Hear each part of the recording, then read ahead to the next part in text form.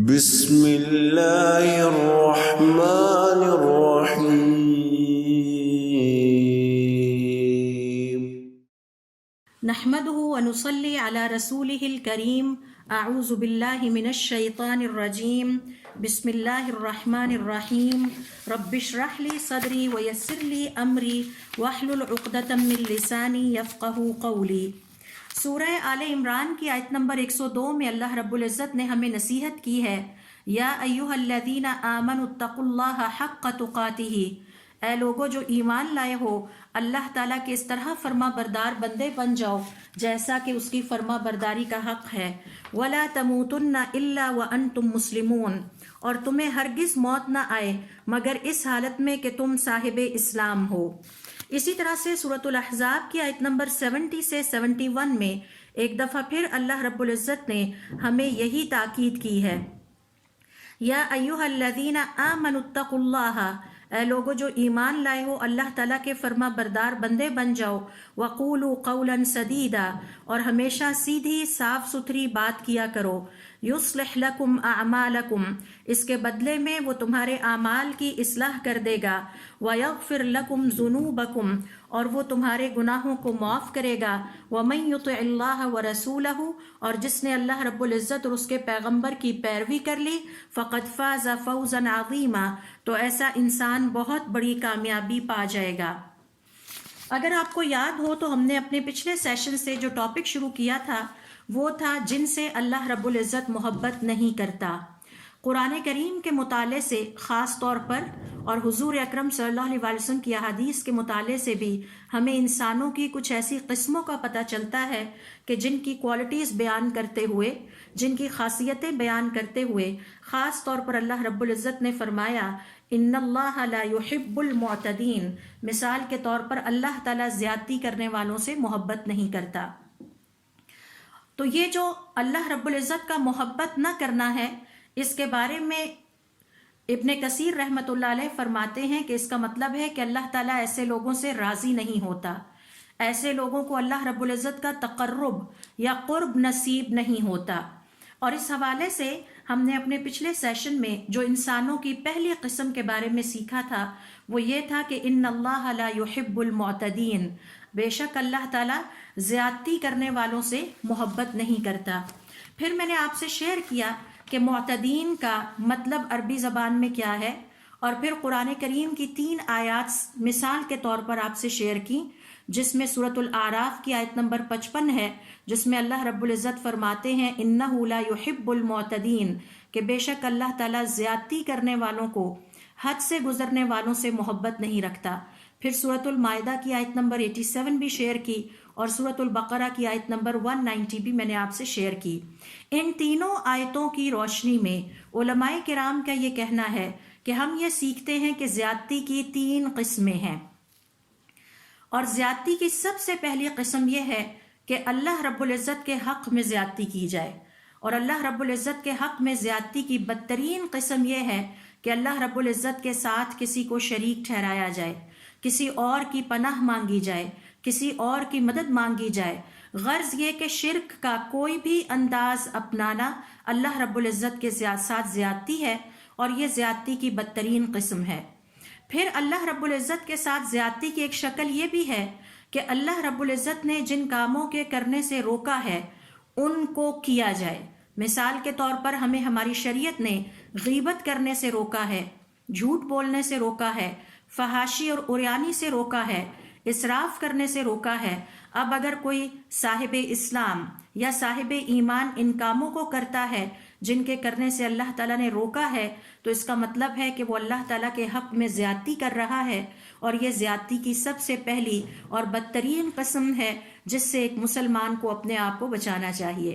اسی طرح اللہ رب العزت کے حق میں زیادتی کی ایک شکل یہ ہے کہ عبادت میں کمی کی جائے، عبادت میں کوتاہی کی جائے، یا عبادت کو بے دلی کے ساتھ کیا جائے، خوش دلی سے نہ کیا جائے۔ تو یہ ہے اللہ رب العزت کے حق میں زیادتی اور چونکہ ہم سیکھ رہے تھے کہ ان اللہ لا یحب المعتدین، کہ بے شک اللہ تعالیٰ زیادتی کرنے والوں سے محبت نہیں رکھتا، تو اس میں ہم نے یہ پہلی قسم زیادتی کی سیکھی۔ زیادتی کی دوسری قسم قرآن کریم ہی کے مطالعے سے ہمیں پتہ چلتی ہے کہ اپنے نفس پر زیادتی کرنا، اور نفس پر زیادتی کرنے سے مراد یہ ہے کہ اللہ تعالیٰ کی حلال کردہ چیزوں کو حرام کر لیا جائے، یا اپنے نفس پر اتنا زیادہ بوجھ ڈال دیا جائے کہ جو بوجھ نفس نہ اٹھا سکتا ہو۔ اور اس کی مثال میں نے آپ سے شیئر کی تھی کہ جیسے حضور اکرم صلی اللہ علیہ وسلم کے پاس ایک شخص آیا اور اس نے کہا کہ میرا دل چاہتا ہے کہ میں بالکل نکاح نہ کروں اور ہر روز روزے رکھا کروں، تو آپ صلی اللہ علیہ وسلم نے فرمایا کہ میں نکاح بھی کرتا ہوں اور میں روزے بھی رکھتا ہوں، لیکن یہ مناسب نہیں ہے کہ ہر روز روزہ رکھا جائے اور اپنے آپ کو بالکل راہبوں والی زندگی گزارنے پر مجبور کیا جائے۔ تیسرے نمبر پر ہم نے سیکھا کہ زیادتی کی شکل یہ ہے کہ اللہ رب العزت کی مخلوق کے ساتھ زیادتی کی جائے، انہیں نقصان پہنچایا جائے، انہیں ستایا جائے، انہیں ناحق اذیت دی جائے۔ مثال کے طور پر جیسے گھر کے افراد آپس میں ایک دوسرے کے ساتھ زیادتی کرتے ہیں، یا میاں اور بیوی آپس میں ایک دوسرے کے ساتھ زیادتی کرتے ہیں، یا بہن بھائی آپس میں ایک دوسرے کے ساتھ زیادتی کرتے ہیں۔ اور پھر میں نے اس حوالے سے آپ لوگوں سے بہت ساری احادیث بھی شیئر کی، اور میں اس بات کو یہاں وائنڈ اپ کروں گی کہ حضرت ابو بکر صدیق رضی اللہ تعالیٰ عنہ نے اپنا جو لشکر اللہ کی راہ میں بھیجا شام کی طرف، تو انہیں ایک نصیحت کی، اور اس نصیحت میں ہمیں واضح طور پر یہ اسپرٹ نظر آتی ہے کہ ایک مسلمان کے پاس حالت جنگ میں بھی اس بات کی گنجائش نہیں ہے کہ وہ کسی بھی اللہ کی مخلوق کے ساتھ زیادتی کرے۔ تو آپ رضی اللہ تعالیٰ عنہ کے الفاظ بہت ہی خوبصورت ہیں۔ آپ فرماتے ہیں لا تقتلوا صبیا، کسی بچے کو قتل نہ کرنا، تم جنگ کے لیے جا رہے ہو، کسی بچے کو قتل نہ کرنا، ولا امرأۃ، نہ کسی عورت پر ہتھیار اٹھانا، ولا شیخا کبیرا، نہ کسی بزرگ پر ہتھیار اٹھانا، ولا مریضا، نہ کسی بیمار کو ستانا، ولا راہبا، اور نہ کسی راہب کو جو عبادت گزار ہیں، جو اپنے صومعے یا گرجے میں بیٹھے عبادت کر رہے ہوں، ان پر ہتھیار نہ اٹھانا، ولا تقطعوا مثمرا، کسی پھلدار درخت کو ضائع نہ کرنا۔ تو یہ درخت اور پودے بھی اللہ رب العزت کی مخلوقات میں سے ایک ہیں، اور مسلمان ماحول دوست ہوتا ہے، ماحول دشمن نہیں ہوتا۔ پھر فرمایا وَلَا تَخْرُبُوا عَامِرًا، اور تم کسی بلڈنگ کو تباہ اور خراب نہ کرنا، یہ بھی اللہ رب العزت کی مخلوقات میں سے ہے، یہ کل کائنات اللہ تعالیٰ کی مخلوقات ہیں۔ وَلَا تَذْبَحُوا بَعِيرًا وَلَا بَقَرَةً إِلَّا لِمَأْكَلٍ، نہ ہی کسی جانور کو ذبح کرنا، نہ ہی کسی گائے کو بیجا ذبح کرنا، ہاں اگر تمہیں کھانے کی حاجت پیش آئے تو تم ایسا کر سکتے ہو، اور نہ ہی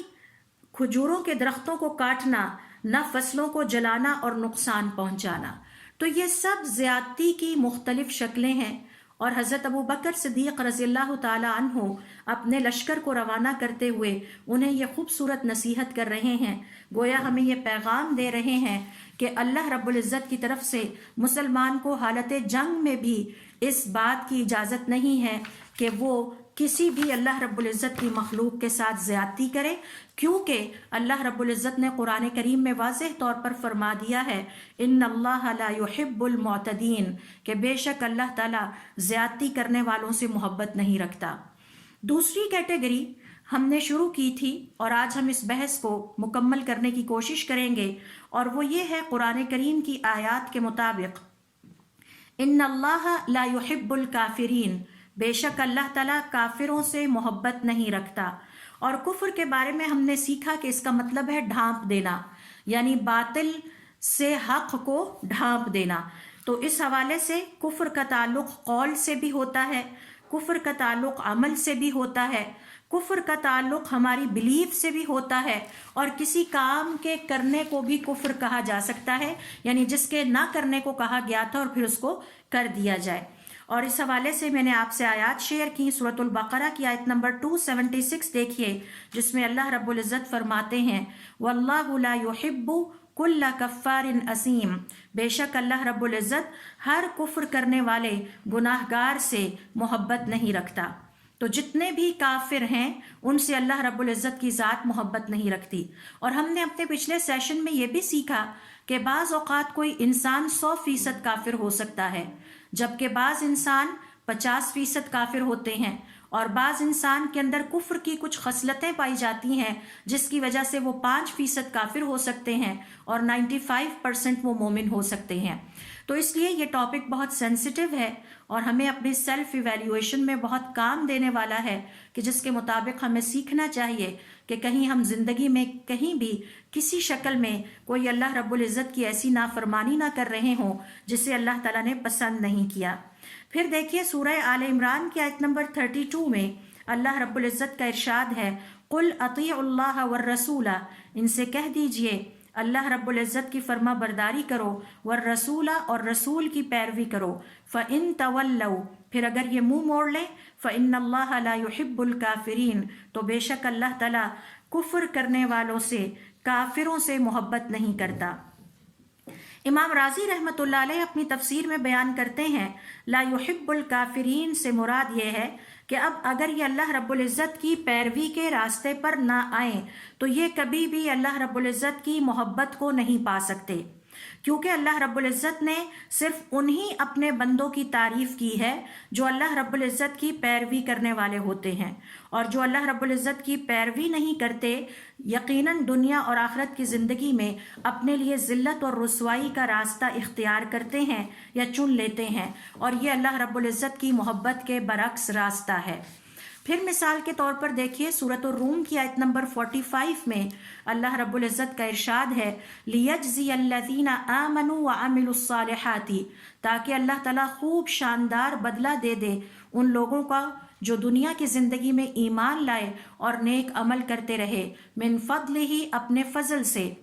انہ لا یحب الکافرین، بے شک اللہ تعالیٰ ان کے مقابلے میں کافروں سے محبت نہیں رکھتا۔ امام راضی رحمۃ اللہ علیہ فرماتے ہیں کہ اللہ رب العزت کا کسی بندے سے محبت نہ کرنا عذاب کی پیک ہے، کیونکہ اللہ رب العزت کی محبت سراسر کامیابی ہے، اور اللہ رب العزت کی نفرت اور اس کے غضب کا نشانہ بننا یہ عذاب کی پیک ہے۔ اور تقریباً ہمارے پاس 200 کے قریب ایسی آیات ہیں کہ جس میں اللہ رب العزت نے بار بار اس حقیقت کا ذکر قرآن کریم میں کیا ہے کہ وہ کافروں سے محبت نہیں رکھتا۔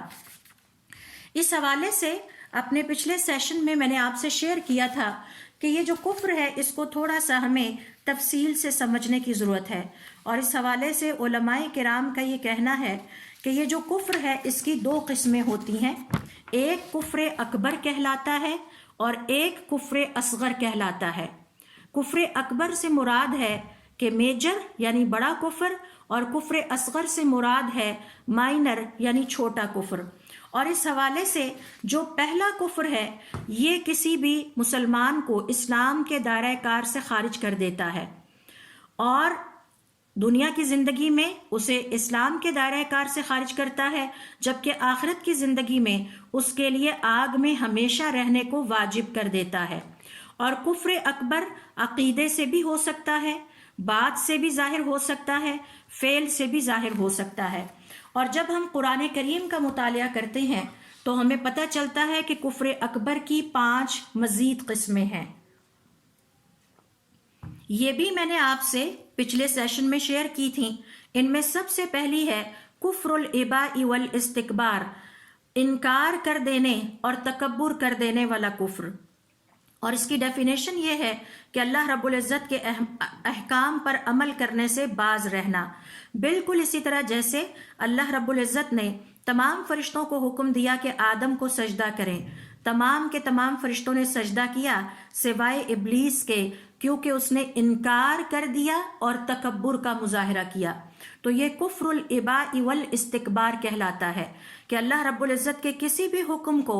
ماننے سے انکار کر دینا اور اللہ رب العزت کے حق میں تکبر کا مظاہرہ کرنا۔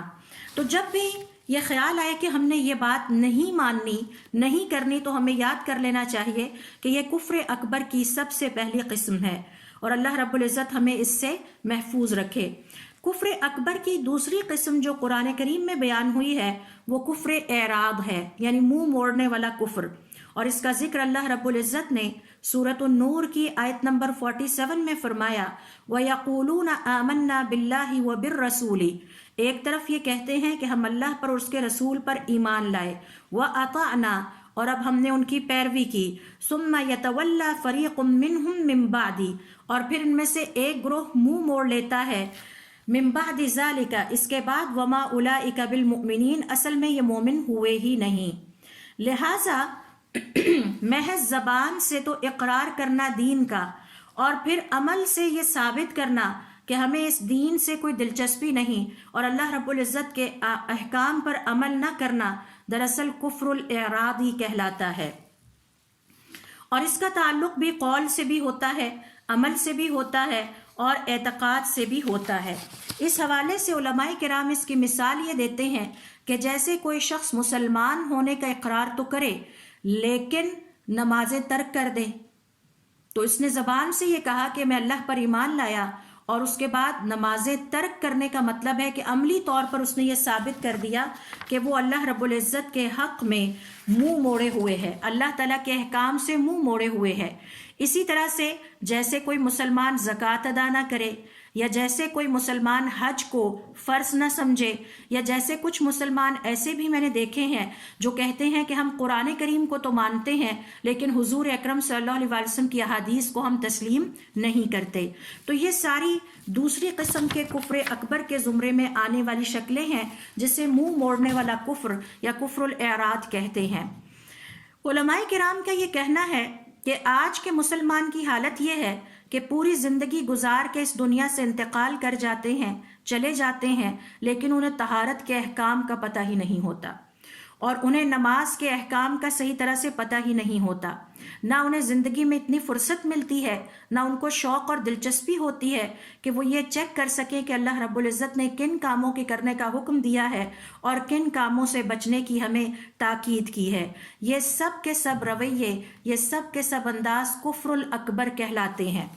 کفر اکبر کی دوسری قسم جسے کفر الاعراض کہتے ہیں، یہ وہ کہلاتے ہیں.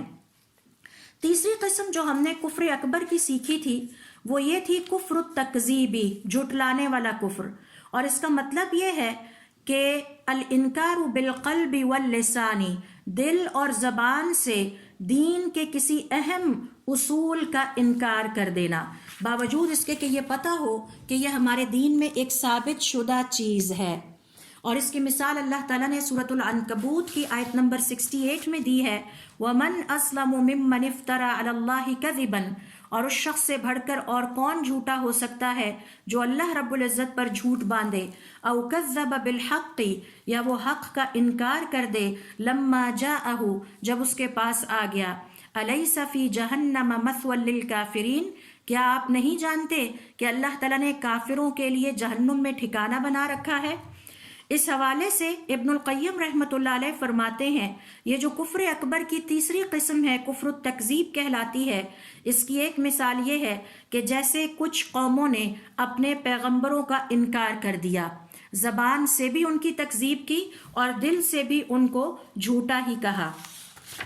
یا اسی طرح سے دین کے کسی بھی قاعدے کی تکذیب کر دی جائے. مثال کے طور پر جیسے کہ کوئی شخص یہ کہے کہ میں نہیں مانتا کہ قیامت کبھی آئے گی، یا جیسے کوئی مسلمان یہ کہے کہ میں نہیں مانتا کہ نمازیں واجب ہیں، تو یہ اس کی شکل ہے. چوتھی شکل کفر اکبر کی یہ ہے کفر الشک کی، شک کا کفر، اور اس سے مراد یہ ہے کہ ریلکٹنٹ ہونا کہ میں حق کی پیروی کروں یا نہ کروں، کیونکہ مسلمان سے مطالبہ یہ کیا گیا ہے کہ جو کچھ حضور اکرم صلی اللہ علیہ وسلم اپنے رب کے حکم سے لے کر آئے ہیں اس پر پورا پورا یقین رکھے اور اس میں کسی قسم کے شک و شبہ کا اظہار نہ کرے. اور یہ جو ہمارے ارد گرد اکثر ہی اسلام کے حوالے سے مسلمانوں کے دلوں میں شکوک اور شبہات پیدا کرنے کی کوشش کی جاتی ہے اور مسلمانوں کے ایمان کو متزلزل کرنے کی کوشش کی جاتی ہے، وہ دراصل یہی کوشش ہوتی ہے کہ مسلمانوں کو شک و شبہ میں ڈالا جائے. سورۃ الحجرات کی آیت نمبر 15 میں اللہ رب العزت کا ارشاد ہے،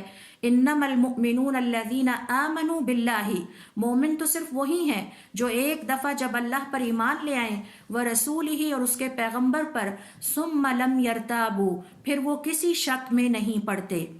لہٰذا اب اگر کوئی مسلمان قیامت کے قائم ہونے میں یا قیامت کے بعد یا قیامت والے دن دوبارہ جی اٹھنے میں شک و شبہ کا اظہار کرتا ہے،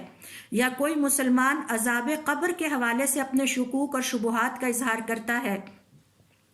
یا حضور اکرم صلی اللہ علیہ وسلم کی نبوت یا ان کے خاتم النبیین ہونے کے حوالے سے کسی شک اور شبہ کا اظہار کرتا ہے تو اس کا مطلب ہے کہ وہ کفر اکبر کی چوتھی قسم میں مبتلا ہے، جو کہ کفر الشک کی کہلاتا ہے۔ اور اس کی مثال اللہ تعالیٰ نے سورۃ الکہف کی آیت نمبر 35 اور 36 میں بیان کی ہے، جب دو بھائیوں کی آپس میں یا دوستوں کی بات چل رہی تھی، جن میں سے امیر بھائی اپنے غریب بھائی سے کہتا ہے ما اظن ان تبید هذه ابدا، اپنے باغ کے پاس کھڑا ہو کے اتراتے ہوئے اپنے فقیر بھائی سے کہتا ہے میں نہیں سمجھتا کہ اب میرا یہ مال کبھی ختم ہوگا، وما اظن الساعة قائمة، مجھے نہیں لگتا کہ اب کبھی قیامت آئے گی۔ یہ دراصل اس نے اپنے عقیدے میں، اپنے ایمان میں شک کا اظہار کیا۔ قال له صاحبہ، تو اس کے ساتھی نے اس کی بات سن کے کہی،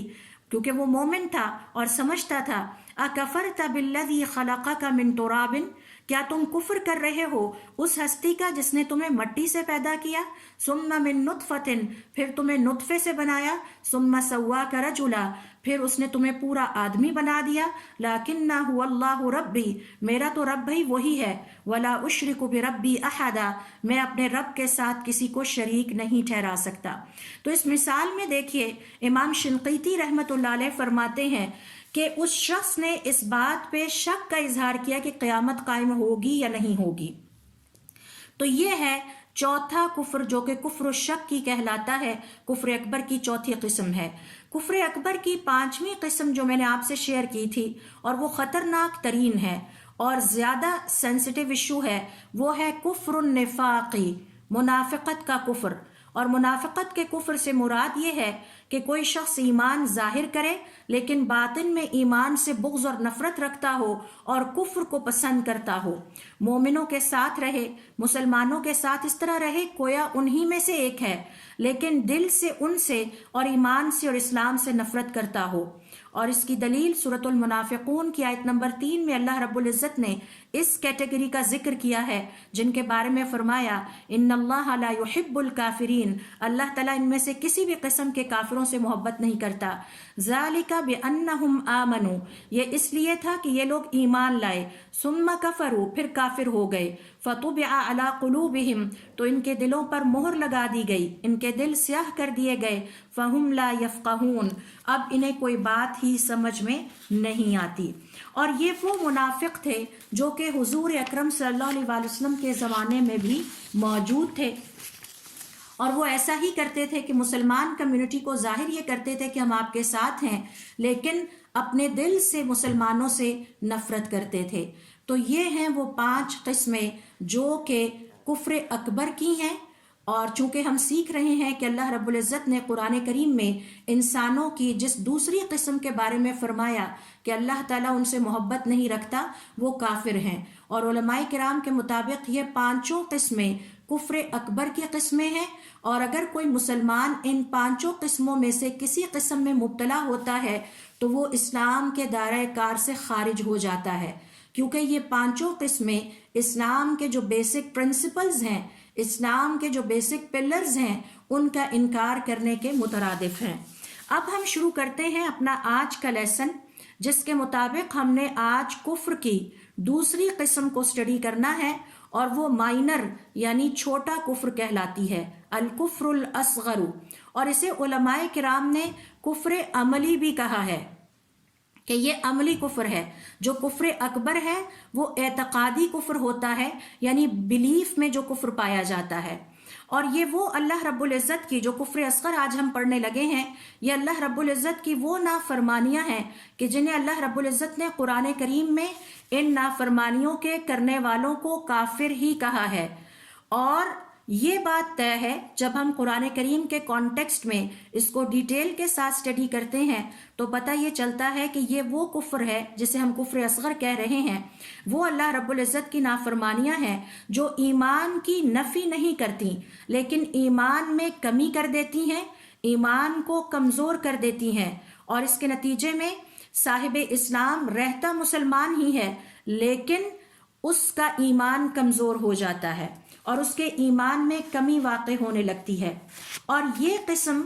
کبیرہ گناہ بھی کہلاتے ہیں، یعنی جتنے بھی کبیرہ گناہ ہیں وہ صرف سب کے سب کفر اصغر کہلاتے ہیں۔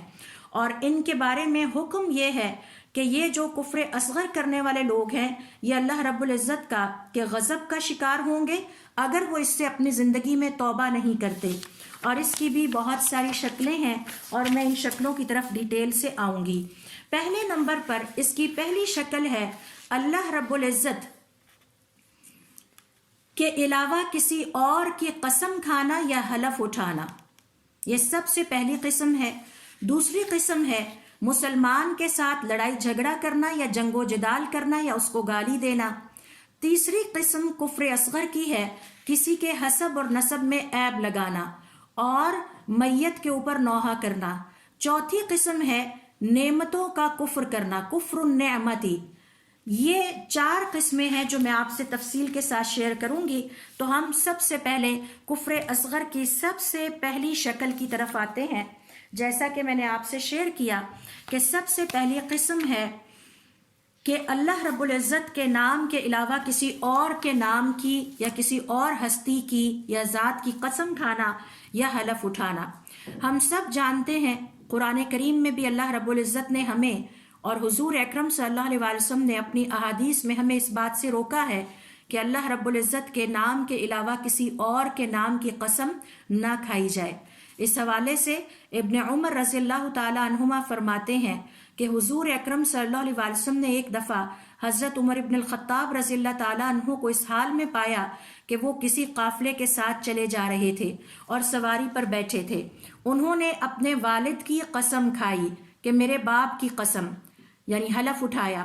تو آپ صلی اللہ علیہ وسلم نے ان کو ٹوکا اور فرمایا الا آگاہ رہو، خبردار، ان اللہ ینہاکم، بے شک اللہ تعالیٰ نے تمہیں منع کر دیا ہے، ان تحلفوا بآبائکم، کہ تم اپنے باپوں کی قسمیں کھاؤ. من کان حالفا، جس کسی نے حلف اٹھانا ہی ہو یا قسم کھانی ہی ہو، فلیحلف باللہ، تو اسے چاہیے کہ اللہ رب العزت کی قسم کھائے یا حلف اٹھائے، او لیصمت، یا خاموش ہی رہے تو بہتر ہے،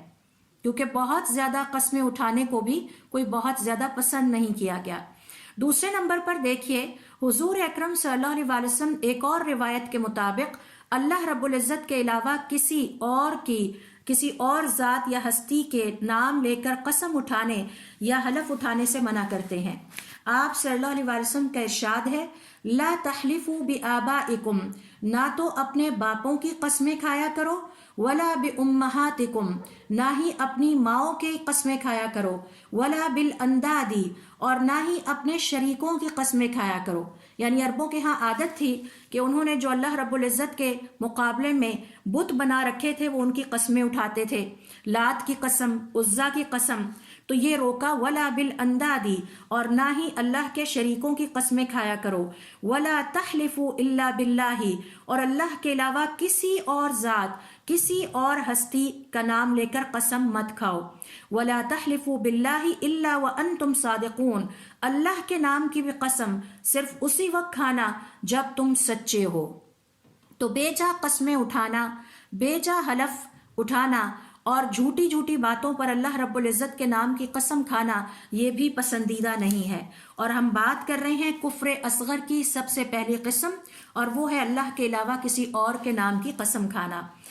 تیسرے نمبر پر دیکھیے حضور اکرم صلی اللہ علیہ وسلم ہمیں یہ بیان کرتے ہیں، ہمارے لیے یہ بیان کرتے ہیں کہ اللہ رب العزت کے علاوہ کسی اور ہستی کے نام سے قسم کھانا یا حلف اٹھانا شرک ہے.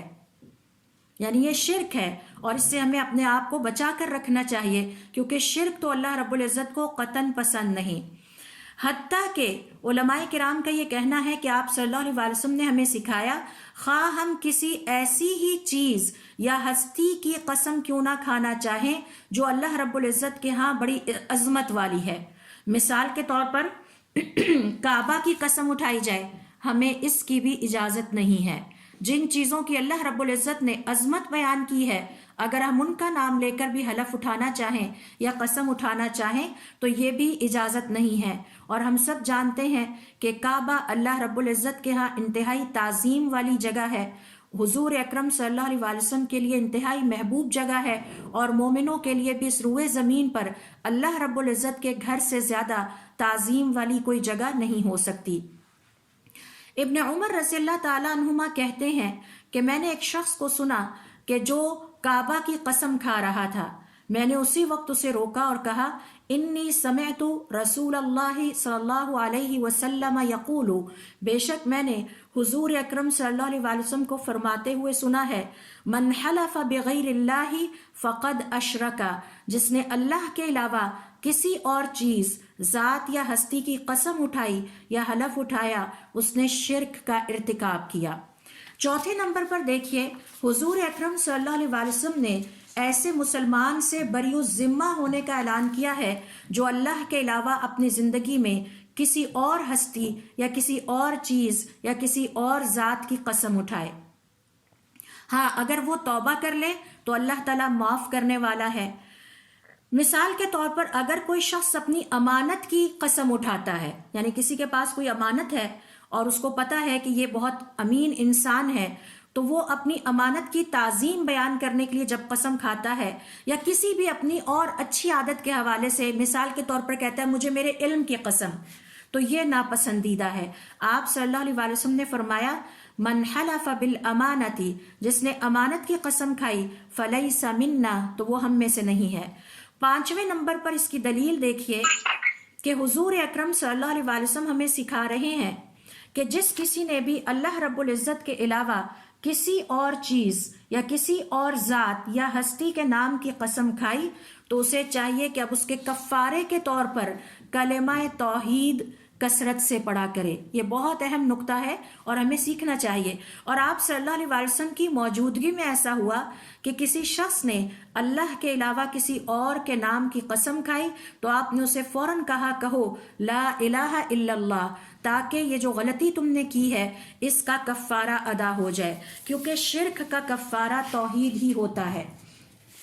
آپ صلی اللہ علیہ وسلم ایک جگہ ارشاد فرماتے ہیں من حلف منکم، تم میں سے جس کسی نے کوئی حلف اٹھایا یا قسم کھائی، فقال فی حلفہ باللات والعزى، اور پھر اس نے اپنے حلف میں یہ کہا کہ لات اور عزیٰ کی قسم، فلیقل، تو اب اسے کفارے کے طور پر کہنا چاہیے لا الہ الا اللہ، کثرت کے ساتھ ان کلمات کو اپنی زبان پر جاری کر لینا چاہیے. اور یہ نقطہ یہاں پر بہت اہم ہے. اگر زندگی میں ہم سے، اور اگر کیا ہم سے یہ غلطی ہو ہی جاتی ہے کہ شرک کا ارتکاب ہو جاتا ہے، ہم نہیں جانتے، ہم انٹینشنلی کرنا نہیں چاہتے لیکن جہالت کی وجہ سے ہم کر بیٹھتے ہیں، تو جب کبھی بھی توبہ کریں تو اس کے بعد چونکہ نیکیاں برائیوں کو مٹاتی ہیں تو ہمیں چاہیے کہ لا الہ الا اللہ کے ورد کو اپنی زبان پہ کثرت کے ساتھ جاری کریں. اس کی ایک تسبیح کر لیں یا کئی تسبیحات، جب بھی فرصت ملے لا الہ الا اللہ محمد الرسول اللہ کو ذکر کے طور پر اپنی زندگی میں اپنا لیا جائے، اور اس نیت سے اپنا لیا جائے کہ اے اللہ تعالیٰ میں ہر طرح کے شرک سے برات کا اظہار کرتی ہوں، مجھ سے جو غلطیاں ماضی میں ہوئیں مجھے اس پر معاف کیا جائے، اور اس کے مقابلے میں توحید کا اقرار کرتی ہوں لا الہ الا اللہ محمد الرسول اللہ کہہ کر. چھٹے نمبر پر دیکھیے، اور ہم دیکھ رہے ہیں کہ حضور اکرم صلی اللہ علیہ وسلم نے کس طرح سے اللہ رب العزت کے علاوہ کسی اور کے نام کی قسم اٹھانے یا حلف اٹھانے سے ہمیں روکا ہے، اور یہ پہلی قسم ہے کفر اصغر کی. چھٹے نمبر پر دیکھیے کہ وقت کے حکمران کو یہ حق حاصل ہے کہ اگر وہ اپنے سامنے کسی کو اللہ رب العزت کے علاوہ کسی اور کی قسم اٹھاتا دیکھے تو وہ اس کو سزا دے سکتا ہے یا اس کو روک سکتا ہے. اور اس کی دلیل حضرت عمر رضی اللہ تعالیٰ عنہ کہتے ہیں کہ انہوں نے کسی شخص کو دیکھا کہ جو کعبہ کی قسم اٹھا رہا تھا، تو آپ نے فرمایا واللہ، اللہ کی قسم، لو اعلم انک فکرت فیہا قبل ان تحلف، اگر مجھے پتا ہوتا کہ تم اس طرح کی قسم اٹھانے کا سوچ رہے ہو اس سے پہلے کہ تم یہ اٹھا لیتے، لعاقبتک، میں تمہیں وہی سزا دیتا. احلف باللہ، اب اللہ کے نام کی قسم اٹھاؤ، فأثم او ابرر، ورنہ تم گناہ گار ہوگے یا پھر اپنے آپ کو پاک کر لو، تو فوراً اللہ کے نام کی قسم اٹھا لو. یہ ایک اور ادب ہے جو کہ ہم اپنی شریعت سے سیکھتے ہیں. ساتویں نمبر پر دیکھیے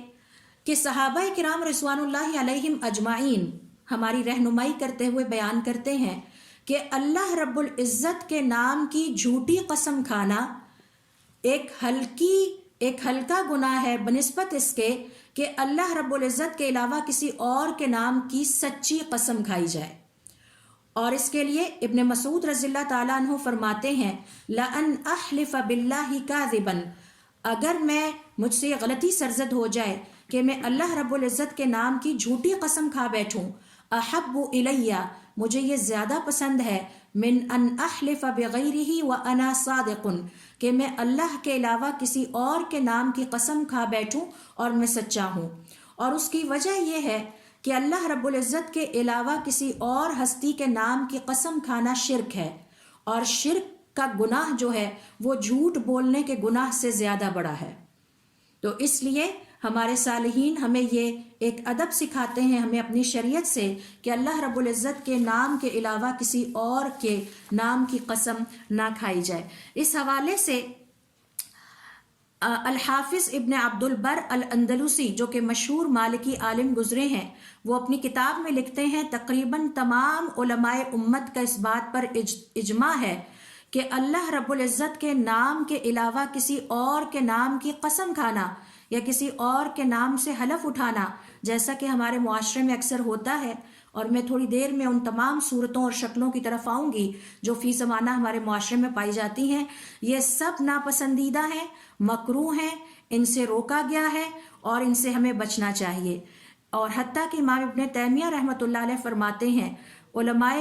اسلام کا اس بات پر اتفاق ہے کہ اللہ رب العزت کے نام کے علاوہ اگر کسی اور کے نام سے قسم کھائی جاتی ہے تو ایسی قسم ہوتی ہی نہیں، اور یہ کفر کا ارتکاب ہے، خواہ کوئی مسلمان کعبہ کی قسم اٹھائے، یا کوئی مسلمان اللہ رب العزت کے فرشتوں کی قسم کھائے، یا اللہ رب العزت کے انبیاء ہی کی قسمیں کیوں نہ کھائے۔ تو اس حوالے سے کفر اصغر کی سب سے پہلی کیٹیگری ہے کہ اللہ کے علاوہ کسی اور کے نام کی قسم نہ کھائی جائے، اور اگر مسلمان اللہ کے علاوہ کسی اور کے نام کی قسم کھاتا ہے تو اس کا مطلب ہے کہ وہ کفر کا ارتکاب کر رہا ہے اور ان لوگوں میں اپنے آپ کو شامل کر رہا ہے جن کے بارے میں اللہ تعالیٰ نے فرمایا ہے کہ بے شک اللہ تعالیٰ کافروں سے محبت نہیں کرتا۔ اب ہم آتے ہیں اگلی بحث کی طرف کہ آج کل کے مسلمانوں کی زندگی میں ہمیں اللہ کے علاوہ کسی اور کے نام یا کسی اور ذات یا چیز کی قسم اٹھانے کی جو شکلیں نظر آتی ہیں وہ کیا ہیں۔ مثال کے طور پر بعض معاشروں میں یہ بات رائج ہے کہ حضور اکرم صلی اللہ علیہ وسلم کی قسم کھائی جاتی ہے، کہ حضور اکرم صلی اللہ علیہ وسلم کی قسم، جبکہ خود حضور اکرم صلی اللہ علیہ وسلم نے ہمیں یہ سکھایا ہے کہ اللہ کے نام کے علاوہ کسی اور کے نام سے نہ حلف اٹھایا جائے نہ قسم کھائی جائے۔ اسی طرح سے ایک اور شکل ہمیں یہ نظر آتی ہے کہ کسی کی عزت کی قسم کھائی جاتی ہے، جیسے مثال کے طور پر کوئی شخص یہ کہتا ہے کہ میرے باپ کی عزت اور میرے باپ کے رتبے اور سٹیٹس کی قسم، تو یہ بھی غلط ہے۔ تیسری شکل ہمیں یہ نظر آتی ہے الحلف بالمکانۃ والمنزلہ، جیسا کہ کسی کے سٹیٹس یا کسی کی زندگی کی قسم کھائی جائے، میرے باپ کی زندگی کی قسم، یا میرے والدین کی زندگی کی قسم، یا میری اولاد کی زندگی کی قسم، یا میرے بیٹوں یا میری بیٹیوں کی زندگی کی قسم۔ تو اصل میں ہوتا یہ ہے کہ جب ہم کسی کی بھی قسم کھاتے ہیں تو اس کا مطلب ہے کہ ہم اس بات کا اظہار کر رہے ہوتے ہیں کہ وہ ہستی، وہ چیز ہمارے نزدیک بہت ہی عظمت والی ہے، تعظیم کے قابل ہے۔ تو حقیقت بات یہ ہے کہ اگر مسلمان کے نزدیک تعظیم والی ہستیوں کی فہرست تیار کی جائے تو اس میں سر فہرست اللہ رب العزت کا نام آنا چاہیے، اور صرف اللہ رب العزت کا ہم پر اتنا زیادہ انعام ہے، اس کے احسانات اتنے زیادہ ہیں کہ اگر ہمیں قسم کھانے کی ضرورت پڑے تو ایک تو سچی قسم کھانی چاہیے، دوسرے نمبر پر صرف اللہ رب العزت کے نام کی قسم اٹھانی چاہیے، چوتھے نمبر پر دیکھیے مسلمان معاشروں میں اس کفر کے عام ہونے کی ایک شکل یہ بھی ہے کہ بعض لوگ اپنے کسی خاص خوبی یا کوالٹی کی قسم کھاتے ہیں، جیسے کہ مثال کے طور پر میں نے آپ سے شیئر کیا کہ کوئی عالم انسان یہ کہے کہ مجھے میرے علم کی قسم، یا کوئی سچا انسان یہ کہے کہ مجھے میری سچائی کی قسم۔ اسی طرح سے اس کی ایک شکل یہ بھی ہے کہ اللہ رب العزت کے نیک بندوں اور صالحین کی قسم کھائی جائے، جیسے مثال کے طور پر کوئی شخص یہ کہے کہ سیدنا البدوی کی قسم، یا جیسے ہمارے ہاں بہت ساری ایسی شخصیات مشہور ہیں، شیخ عبد القادر جیلانی کی قسم رحمۃ اللہ علیہ۔ تو اس طرح سے جو اللہ رب العزت کے بزرگ بندے گزرے ہیں یا نیک بندے گزرے ہیں، ان کے نام کی قسمیں کھانا یہ بھی کفر کے زمرے میں ہی آتا ہے، اور یہ مائنر کفر کہلاتا ہے یا چھوٹا کفر کہلاتا ہے۔ پھر اس کی ایک اور شکل یہ ہے کہ کعبہ کی قسم کھانا یا مسجد نبوی کی قسم کھانا یا زمزم کی قسم کھانا، شاید آپ نے یہ چیزیں یہاں نہ سنی ہو لیکن عرب معاشروں میں یہ باتیں بہت عام ہیں۔ تو یہ وہ ساری شکلیں ہیں جو کہ کفر اصغر کی پہلی کیٹیگری میں آتی ہیں اور جن سے ہمیں روکا گیا ہے، اور اسے کہا جاتا ہے الحلف بغیر اللہ، اللہ کے علاوہ کسی اور کے نام سے حلف اٹھانا یا قسم کھانا۔ حضور اکرم صلی اللہ علیہ وسلم نے اس بات سے ہمیں روکا ہے اور فرمایا من حلف بغیر اللہ، جس نے اللہ رب العزت کے نام کے علاوہ کسی اور کے نام کا حلف اٹھایا یا قسم کھائی، فقد اشرکا، تو اس نے شرک کا ارتکاب کیا، او کفرا، یا اس نے کفر کا ارتکاب کیا۔